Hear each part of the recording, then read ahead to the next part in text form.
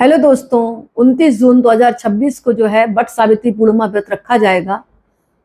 तो आप जो है इस दिन माँ लक्ष्मी को प्रसन्न करने के लिए, अपने घर की आर्थिक तंगी को दूर करने के लिए, घर में सुख समृद्धि लाने के लिए तांबे या मिट्टी के पात्र में गन्ने का रस लें, उसमें थोड़ा सा गंगा जल मिलाएं, वट वृक्ष की जड़ में अर्पित करें। इसके बाद जड़ की मिट्टी जो होती है ना, अपने माथे पर तिलक करें। कहा जाता है धन का अभाव दूर होता है और घर में बरकत आती है। पति की लंबी आयु के लिए माता सावित्री और देवी पार्वती को 16 श्रृंगार की सामग्री आप अर्पण कर सकते हैं।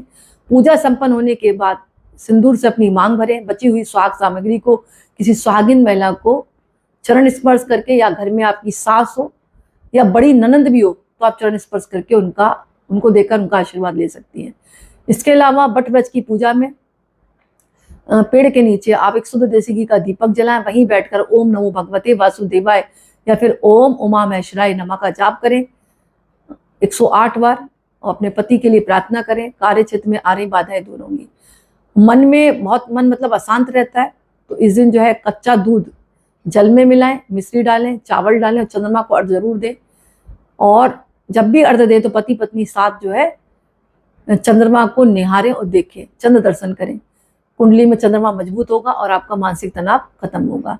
अब इस वक्त जो है बहुत गर्मी चल रही है, तो जरूरतमंदों को आप जल से भरा मिट्टी का घड़ा आप दान कर सकते हैं, खरबूजा दान कर सकते हैं, आम दे सकते हैं, तरबूजा है, हाथ का पंखा है, इस तरह दान करें। इस दिन जो है अगर आप दान करते हैं तो कहते हैं देवता भी प्रसन्न होते हैं और पितर भी प्रसन्न होते हैं, तो उससे घर में शांति बनी रहती है।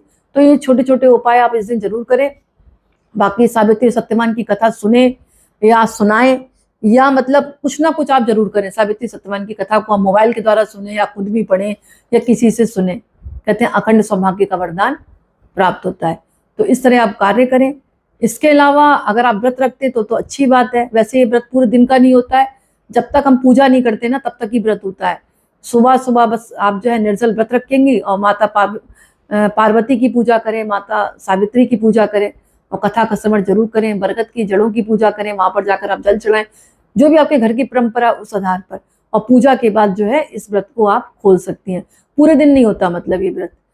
इसके अलावा इस दिन हो सके तो जो बरगद के पेड़ के नीचे जो फल गिर जाते हैं ना बरगद के, उनको लाकर आप घर पर चौकी पे स्थापित करके पूजा करके उसको लाल कपड़े में, पीले कपड़े में बांधकर अपनी तिजोरी में स्थापित करें।